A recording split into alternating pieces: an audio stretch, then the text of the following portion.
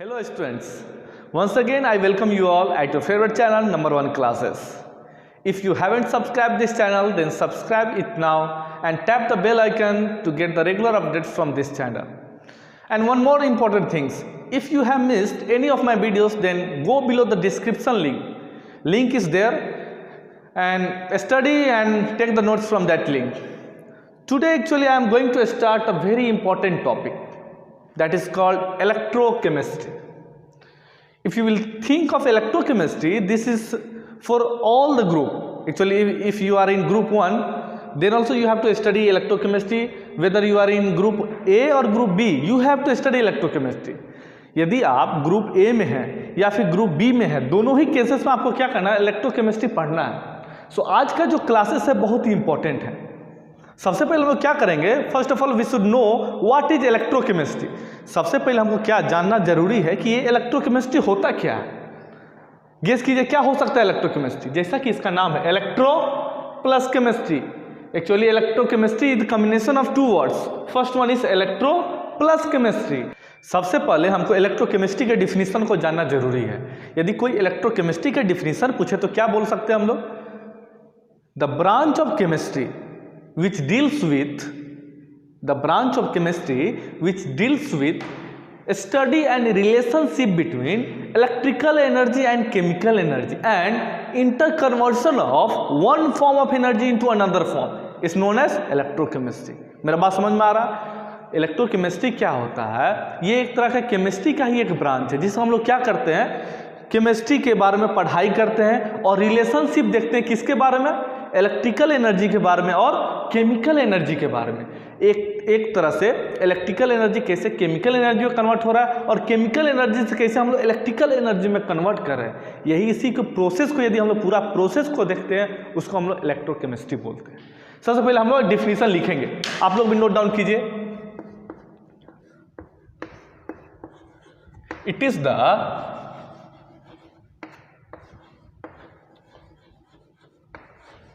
branch of chemistry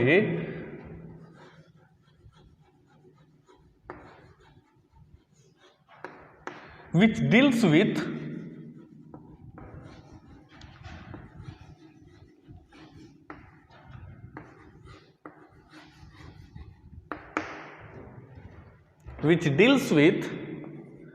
study and relationship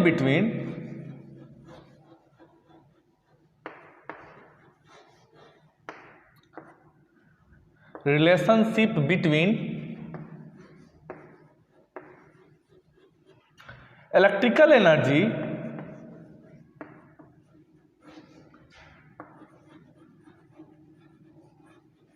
and chemical energy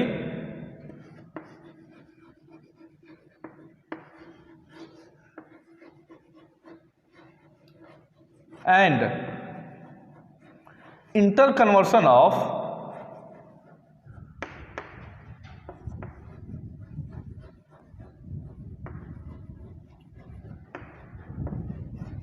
one form of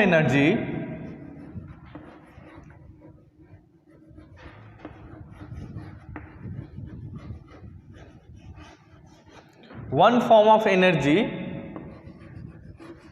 into another form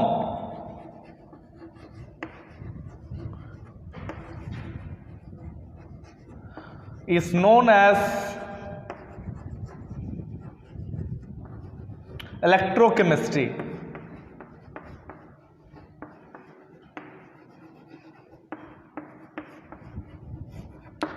एक बार फिर से ध्यान से देखिए, डिफिनीशन बहुत ही इजी है. डिफिनीशन क्या है, it is the study and relationship between electrical energy and chemical energy. मतलब इलेक्ट्रिकल एनर्जी और केमिकल एनर्जी के बारे में जो रिलेशन है, जो संबंध है और उसके बारे में जो पढ़ाई करते हैं उसी को हम लोग इलेक्ट्रोकेमिस्ट्री बोलते हैं.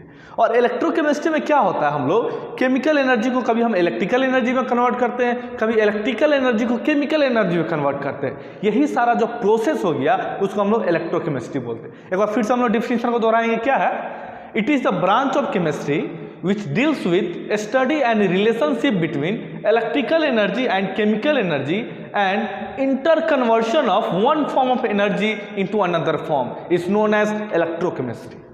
मेरा बात आपको समझ में आ जा रहा है? देखिए, जैसा कि आपको इलेक्ट्रोकेमिस्ट्री शुरू में ही आपको इलेक्ट्रो प्लस केमिस्ट्री ये दो फॉर्म से मिलकर बना हुआ है। इलेक्ट्रो मतलब पूरा इलेक्ट्रॉन से रिलेटेड है। इस केमिस्ट्री में, इलेक्ट्रोकेमिस्ट्री में हम लोग पूरा देखेंगे इलेक्ट्रॉन के मूवमेंट को, या फिर हम लोग आयन्स के मूवमेंट को देखेंगे। आयन्स और इलेक्ट्रॉन के मूवमेंट के बिना इलेक्ट्रोकेमिस्ट्री अधूरा है। इसमें पूरा हम यही सब चीज देखने जा रहे हैं। अभी हम लोग इलेक्ट्रोकेमिस्ट्री का दूसरा डिफिनीशन देखने जा रहे हैं। यदि आपको ये डिफिनीशन याद नहीं हो पा रहा तो दूसरा डिफिनीशन आप याद कर सकते हैं और यहां डाल देते हैं। देखिए, दूसरा डिफिनीशन बहुत ही एक लाइन में हो जाएगा। क्या? It is the study of electron and its movement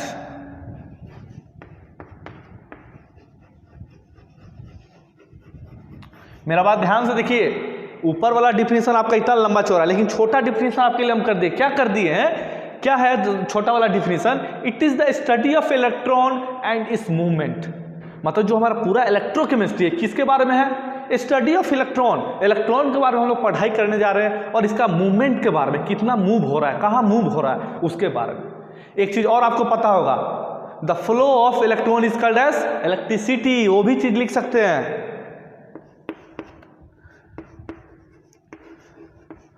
the flow of electron is called electricity and its flow from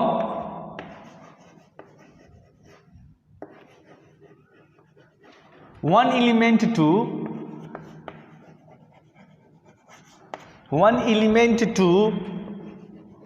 another element.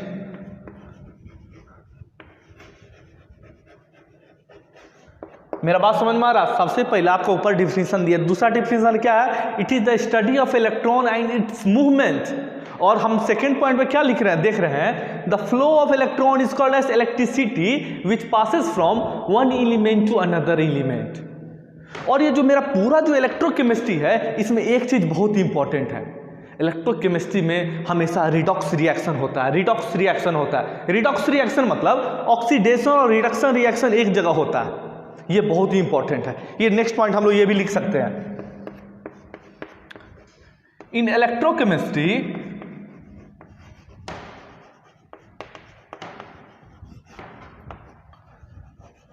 redox reaction takes place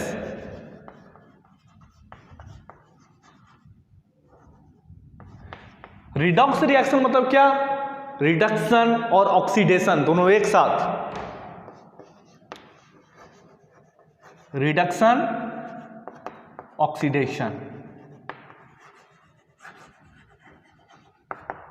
देखिए, ये आपका बेसिक चीज था। सबसे पहले इलेक्ट्रोकेमिस्ट्री क्या होता है ये हम आप अभी सिखाएं आपको हम। क्यों?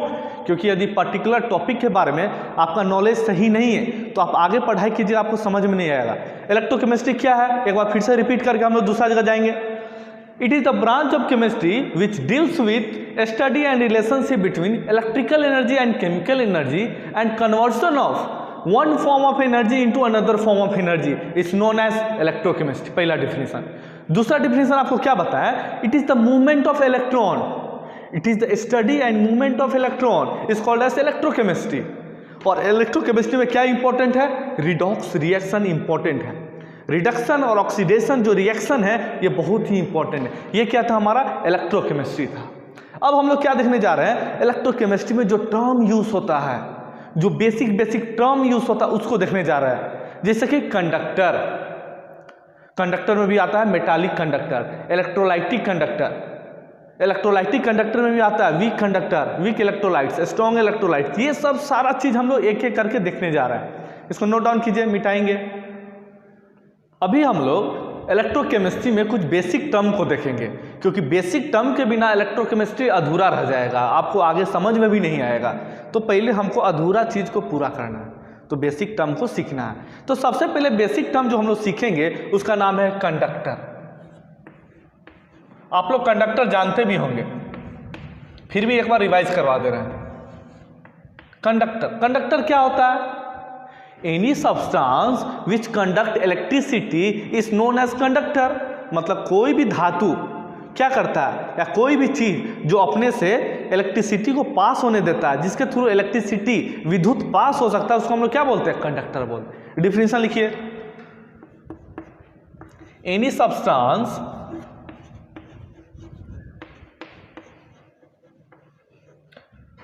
which allow electricity to pass through it।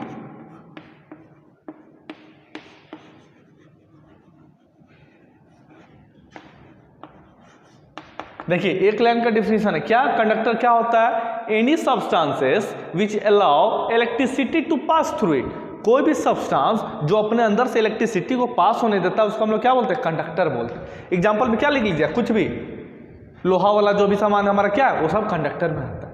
देखिए केमिस्ट्री के अनुसार कंडक्टर दो तरह के होते हैं। सबसे पहला क्या है? Metallic conductor.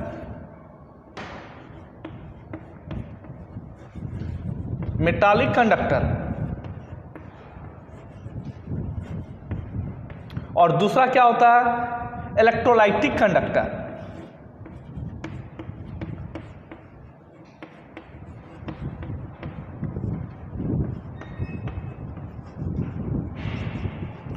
मेरा बात आपको समझ में आ रहा है? केमिस्ट्री के अनुसार कंडक्टर दो प्रकार के होते हैं। सबसे पहला क्या है? Metallic conductor. दूसरा क्या है? Electrolytic conductor. अब हम लोग क्या करेंगे? मेटालिक कंडक्टर को देखने जा रहे हैं।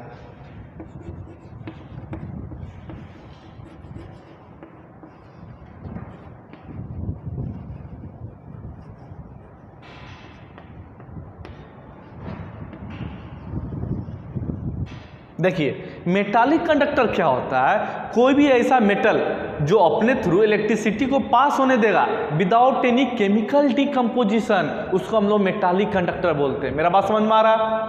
जो हमारा आयरन हो गया, कॉपर हो गया, अल्युमिनियम हो गया, उसके थ्रू क्या होता है? इलेक्ट्रिसिटी तो पास होता है, लेकिन उसके अंदर कोई भी केमिकल डिकम्पोजिशन नहीं होता। मतलब उसके अंदर से कोई केमिकल समाप्त नहीं होता, उसको हम लोग क्या बोलते हैं? Metallic conductor. डिफिनेशन लिख सकते हैं हम लोग, a conductor which allows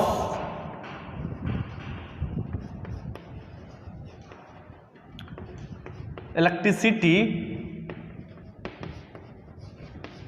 to pass without any chemical decomposition।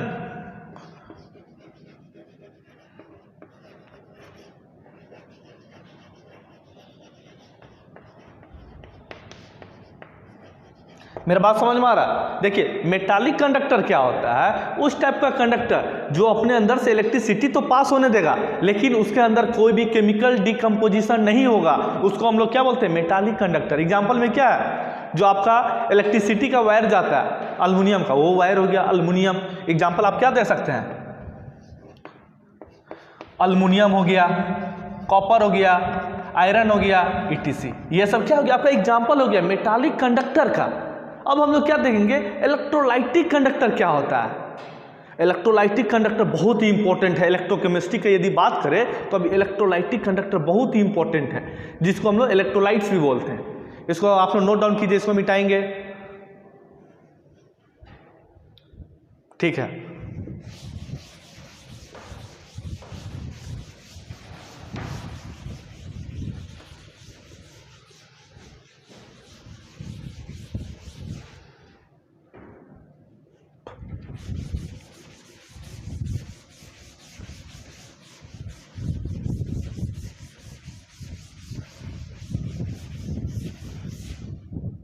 अभी हम लोग इलेक्ट्रोलाइटिक कंडक्टर के बारे में देखने जा रहे हैं।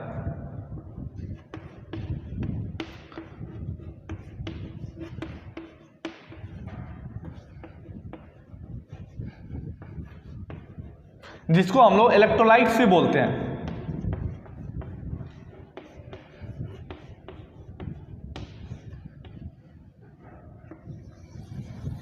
देखिए मेटालिक कंडक्टर आपको हम क्या बताए थे, वो कंडक्टर जिसके थ्रू इलेक्ट्रिसिटी पास तो होगा लेकिन केमिकल डिकम्पोजिशन नहीं होगा, उसको हम लोग मेटालिक कंडक्टर बोलते हैं। लेकिन यदि बात करें इलेक्ट्रोलाइटिक कंडक्टर का, इसमें थोड़ा सा डिफरेंट रोल होता है। Electrolytic conductor different role play करता है। इसमें क्या होता है, देखिए a substance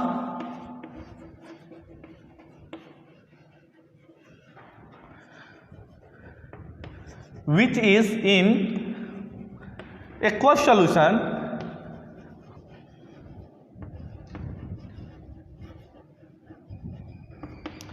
or in molten state, molten state को फ्यूज्ड स्टेट भी बोलते हैं, और infused state liberate ions and allows electricity to pass through it। मेरा बात ध्यान दीजिए, ये जो इलेक्ट्रोलाइटिक कंडक्टर है इसको हम लोग इलेक्ट्रोलाइट्स के नाम से भी जानते हैं। कभी कभी आपको डिफिनीशन देने के लिए बोल दिए जाएंगे कि इलेक्ट्रोलाइट्स का डिफिनीशन दीजिए या फिर इलेक्ट्रोलाइटिक कंडक्टर का डिफिनीशन दीजिए। तो क्या होता है electrolytic conductors? It is the substance which is in aqueous solution और in molten state, molten state को फ्यूज्ड स्टेट भी बोलते हैं, और in fused state liberate ions, जो क्या करता है आयंस को लिबरेट करता है, and allow electricity to pass through it. मतलब ये इलेक्ट्रोलाइट्स क्या होता है, जब हम लोग उसको लिक्विड फॉर्म में रखेंगे या फिर उसको मोल्टेन फॉर्म में रखेंगे तो क्या करेगा, आयंस को लिबरेट करेगा, आयंस को प्रोड्यूस करेगा और इलेक्ट्रिसिटी को अपने थ्रू पास होने देगा। लेकिन ये जो इलेक्ट्रोलाइटिक कंडक्टर है इसमें एक डिसएडवांटेज है। क्या है? इसमें केमिकल डिकम्पोजिशन होता है। मेरा बात समझ में आ रहा है आपको? तो इसमें हम नेक्स्ट पॉइंट क्या लिख सकते हैं, in electrolytic conductor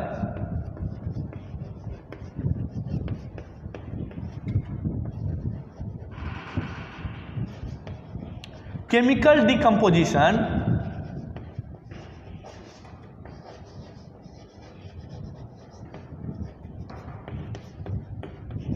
takes place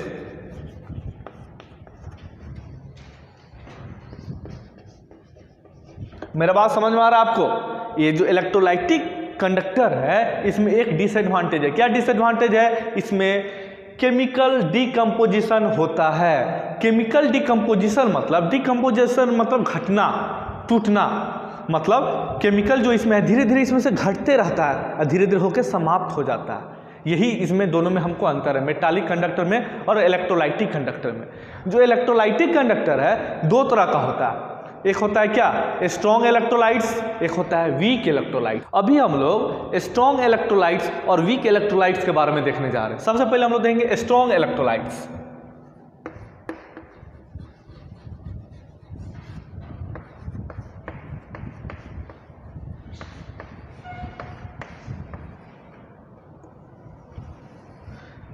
देखिए स्ट्रॉन्ग इलेक्ट्रोलाइट्स क्या होता है, it is highly ionised solution, मतलब इसमें ज्यादा से ज्यादा आयंस टूटेगा सॉल्यूशन में। सबसे पहला point, it is highly ionised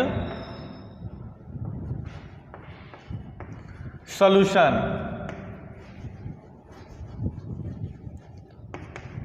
सबसे पहला पॉइंट मेरा बात आप ध्यान दे रहे हैं, जो स्ट्रॉन्ग इलेक्ट्रोलाइट्स होगा क्या होगा, it is highly ionised solution है।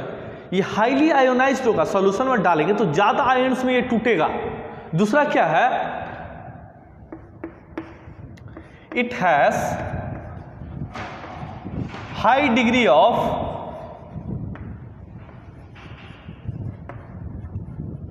आयोनाइजेशन, मतलब जब ये बहुत ही ज़्यादा इलेक्ट्रोलाइट्स जो हमारा होता है जो बहुत ही ज़्यादा आयोनाइज्ड होगा तो इसके पास क्या होगा, हाई डिग्री ऑफ आयोनाइजेशन भी होगा। मतलब जितना उसमें हम डालें सॉल्यूशन बहुत ज़्यादा वो क्या होगा, आयोनाइज्ड होगा। आयन्स में ये टूटेगा। तीसरा क्या हम लिख सकते हैं, जब ये ज़्यादा इसमें आयोनाइजेशन होगा, हाई डिग्री ऑफ आयोनाइजेशन होगा, तो क्या होगा, इसके पास हाई डिग्री ऑफ कंडक्शन भी होगा। तो तीसरा पॉइंट क्या लिख सकते हैं, it has high degree of conduction और कंडक्टिविटी। मेरा बात ध्यान से सुनिए, ये क्या है, स्ट्रॉन्ग इलेक्ट्रोलाइट्स है। आपको हम जैसा बताए हैं, इलेक्ट्रोलाइट्स दो भाग में टूटा है, कि स्ट्रॉन्ग इलेक्ट्रोलाइट्स, दूसरा वीक इलेक्ट्रोलाइट्स। स्ट्रॉन्ग इलेक्ट्रोलाइट्स क्या होगा, ज़्यादा आयोनाइज्ड होगा, और ज़्यादा आयोनाइज्ड होगा तो उसके पास हाई डिग्री ऑफ आयोनाइजेशन रहेगा, और जिसके पास हाई डिग्री ऑफ आयोनाइजेशन रहेगा उसके पास क्या होगा, हाई कंडक्टिविटी रेशियो पाया जाएगा। जिसका एग्जाम्पल आप लिख सकते हैं, H2SO4 हो गया, कंसंट्रेटेड H2SO4 हो गया, HCl हो गया, ये सब क्या है, स्ट्रॉन्ग इलेक्ट्रोलाइट्स में गिनती में आता है। ये सब किस में आता है, स्ट्रॉन्ग इलेक्ट्रोलाइट्स में। अब हम लोग देखेंगे वीक इलेक्ट्रोलाइट्स क्या होता है, इसका जस्ट अपोजिट हो जाएगा वीक इलेक्ट्रोलाइट्स। नोट डाउन कीजिए, फिर मिटाएंगे। अब हम लोग वीक इलेक्ट्रोलाइट्स देखेंगे।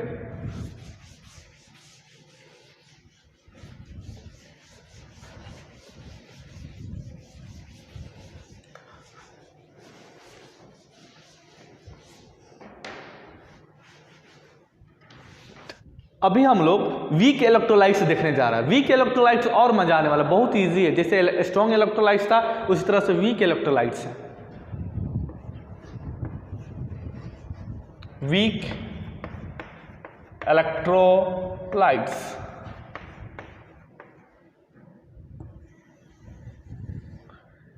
सबसे पहला पॉइंट क्या होगा, it is less ionised in solution.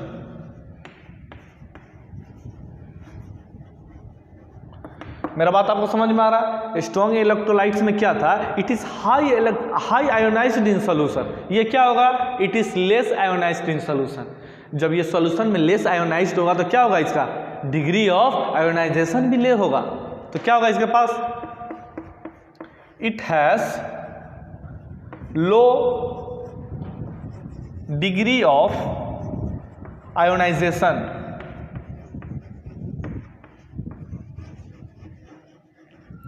जब इसके पास लो डिग्री ऑफ आयोनाइजेशन होगा तो क्या होगा, इसका कंडक्टिविटी भी लो होगा। तो तीसरा पॉइंट क्या लिख सकते हैं हम, इट हैज लो कंडक्टिविटी। देखिए ये सब चीज आपको हम पॉइंट वाइज इसलिए लिखा रहे ताकि याद करने में आपको आसान हो।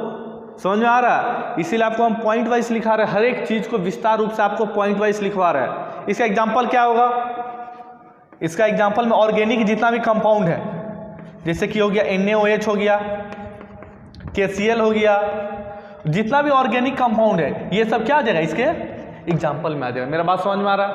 अभी तक हम लोग क्या देखे हैं, इलेक्ट्रोकेमिस्ट्री क्या होता है, कंडक्टर क्या होता है, मेटालिक कंडक्टर क्या होता है, इलेक्ट्रोलाइटिक कंडक्टर क्या होता है। इलेक्ट्रोलाइटिक कंडक्टर में भी दो चीज देखे, क्या देखे, स्ट्रॉन्ग इलेक्ट्रोलाइट्स और वीक इलेक्ट्रोलाइट्स देखे। अभी हम लोग आयोनाइजेशन देखने जा रहे हैं। आयोनाइजेशन में बहुत मजा आने वाला है। देखिए टॉपिक डालिए आप लोग, आयोनाइजेशन।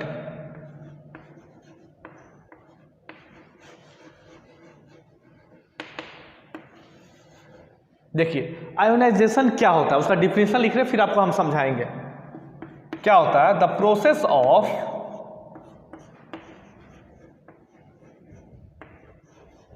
स्पॉन्टेनियस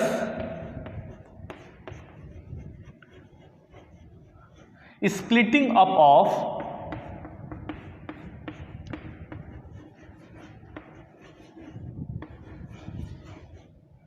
electrolytes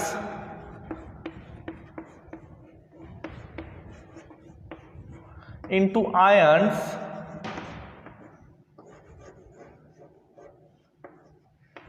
ध्यान दीजिए क्या है, the process of spontaneous splitting up of electrolytes into ions when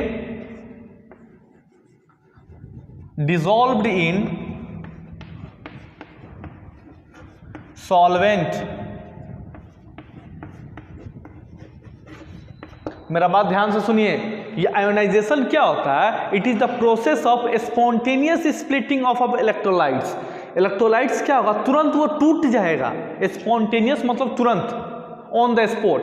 ये क्या है? एक तरह से प्रोसेस है जिसमें हमारा क्या होगा? इलेक्ट्रोलाइट्स तुरंत टूटेगा आयंस में। किस में टूटेगा? इनटू आयंस, आयंस में टूटेगा। कब? जब हम इसको सॉल्वेंट में क्या करेंगे? मिला देंगे, डिसॉल्व करेंगे। इसको हम लोग आयोनाइजेशन बोलते हैं। मेरा बात समझ में आ रहा है? और उसमें क्या होता है? The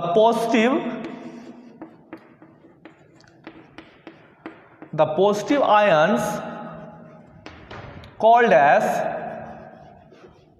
cation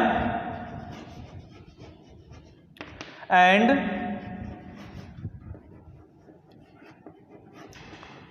negative ions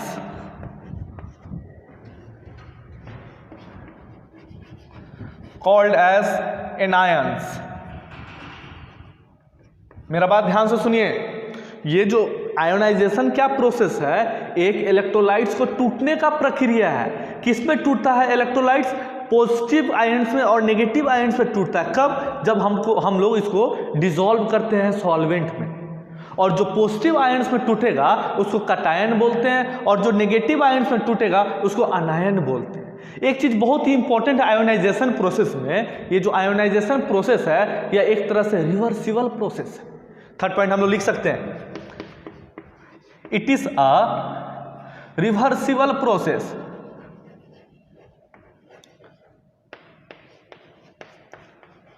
reversible process मतलब क्या?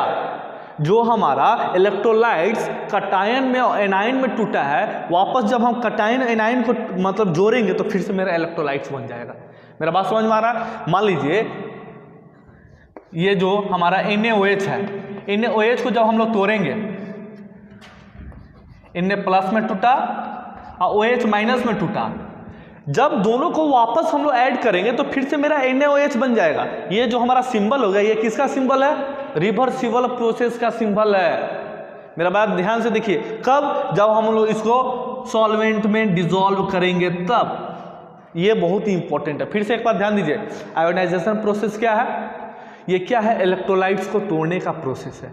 जब इलेक्ट्रोलाइट्स मेरा कटायन में एनायन में टूटता है सॉल्वेंट में, जब इसको हम लोग मिलाते हैं उसको हम लोग आयोनाइजेशन प्रोसेस बोलते हैं।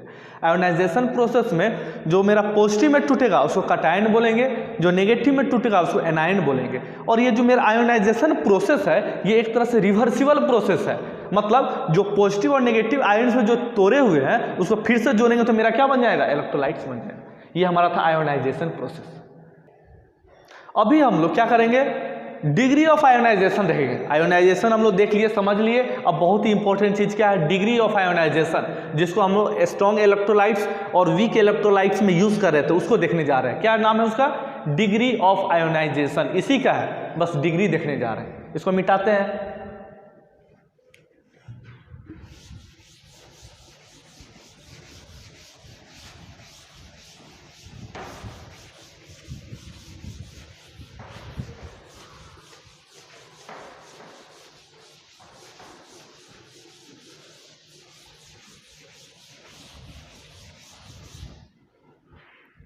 Degree of ionisation, degree of ionisation.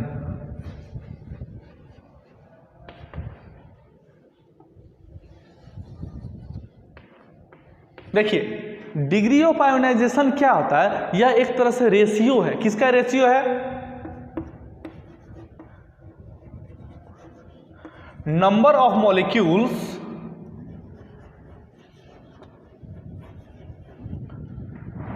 ionized into ions whole divided by total divided by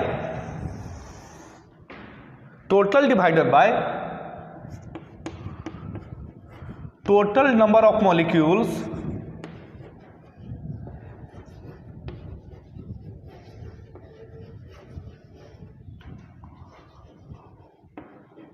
dissolved in solvent। मेरा बात ध्यान दीजिए, डिग्री ऑफ आयोनाइजेशन क्या है? Number of molecules ionised into ions divided by total number of molecules dissolve in solvent. मतलब कोई भी चीज है, कोई भी मेरा एक्वस सॉल्यूशन, उसमें कितना हम लोग डाले हैं और उसमें से कितना आयोनाइज्ड हुआ है, उसको हमको दिखाने के लिए डिग्री ऑफ आयोनाइजेशन होता है। मेरा बात समझ में आ रहा है? डिग्री ऑफ आयोनाइजेशन क्या होता है? नंबर ऑफ मॉलिक्यूल्स आयोनाइज्ड, कितना मॉलिक्यूल्स पॉजिटिव और नेगेटिव आयंस में टूटा है। मेरा बात ध्यान से देखिए फिर से बार बार, मतलब कितना मेरा मॉलिक्यूल्स आयंस में टूटा है, मतलब पॉजिटिव और नेगेटिव में टूटा है, और कितना हम लोग टोटल उसको डिवाइड किससे किए हैं कि कितना हम लोग मिलाए हुए हैं सॉल्वेंट में, कितना मॉलिक्यूल्स को हम लोग इलेक्ट्रोलाइट्स को मिलाए हैं, उससे क्या पता चलेगा कि हमारा कितना। जैसे कि देखिए हम लोग क्या देखते थे, मान लीजिए 20 नंबर में आप कितना नंबर लाए? 9 नंबर लाए, ये टोटल कितना है? 20 नंबर है। उसी प्रकार ये है कि कितना हम लोग सॉल्वेंट में मॉलिक्यूल्स को मिलाए हुए हैं तोड़ने के लिए आयंस में, और कितना ये टूटा, इसी को हम लोग डिग्री ऑफ आयोनाइजेशन बोलते हैं। मेरा बात समझ में आ गया? फिर से एक बार देखिए, degree of ionisation, number of molecules ionised into ions divided by total number of molecules dissolve in solvent. इस टाइप का क्वेश्चन आपको एग्जाम में जरूर पूछेंगे, इसको बस आपको समझने का देरी है। तो आज के लेक्चर में हम लोग क्या क्या चीज़ देखें? इलेक्ट्रोकेमिस्ट्री क्या होता है? इलेक्ट्रोकेमिस्ट्री होता क्या है? जिसमें हम लोग केमिकल एनर्जी और इलेक्ट्रिकल एनर्जी के बारे में पढ़ाई करते हैं। और यदि सिंपल बात में बोले तो इलेक्ट्रॉन के बारे में जिसमें हम पढ़ाई करते हैं, मूवमेंट ऑफ इलेक्ट्रॉन के बारे में पढ़ाई करते हैं, उसको इलेक्ट्रोकेमिस्ट्री बोलते हैं। और इलेक्ट्रोकेमिस्ट्री का हम लोग कुछ बेसिक टर्म को देखे थे, जैसे कि कंडक्टर क्या होता है, कंडक्टर में भी 2 कंडक्टर देखे थे, मेटालिक कंडक्टर क्या होता है, इलेक्ट्रोलाइटिक कंडक्टर क्या होता है। इलेक्ट्रोलाइटिक कंडक्टर को ही हम लोग इलेक्ट्रोलाइट्स बोलते हैं। इलेक्ट्रोलाइट्स क्या होता है? ये एक तरह से मोल्टेन चीज है, सब्सटेंस है, जो कि मोल्टेन फॉर्म में या फिर एक्वस फॉर्म में या फिर फ्यूज्ड फॉर्म में क्या करता है? आयंस को लिबरेट करता है।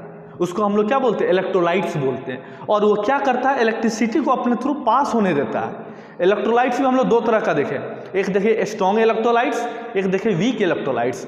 स्ट्रॉन्ग इलेक्ट्रोलाइट्स क्या होता है? जिसमें ज़्यादा आयंस में जो टूटने का क्षमता होता है उसको स्ट्रॉन्ग इलेक्ट्रोलाइट्स बोलेंगे। और स्ट्रॉन्ग इलेक्ट्रोलाइट्स में क्या होता है?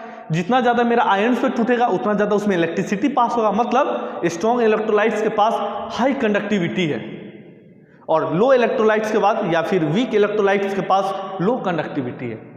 फिर हम लोगों ने देखा आयोनाइजेशन क्या होता है। आयोनाइजेशन क्या होता है? स्पॉन्टेनियस स्प्लिटिंग ऑफ आयंस, मतलब स्पॉन्टेनियस स्प्लिटिंग ऑफ इलेक्ट्रोलाइट्स। जो मेरा इलेक्ट्रोलाइट्स है उसको तुरंत टूटना, किसमें?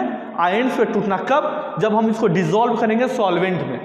और जो पॉजिटिव आयंस रहेगा उसको कटायन बोलेंगे, और जो नेगेटिव आयंस रहेगा उसको अनायन बोलेंगे।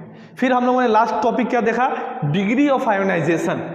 डिग्री ऑफ आयोनाइजेशन क्या होता है? Number of molecules ionised in ions, मतलब कितना मॉलिक्यूल्स मेरा आयंस में कन्वर्ट हुआ डिवाइडेड बाय हम कितना मॉलिक्यूल्स को डाले थे आयंस में कन्वर्ट होने का, उसको क्या बोलते हैं? Degree of ionisation. तो आज का लेक्चर में इतना ही चीज़ था। आज के लिए धन्यवाद।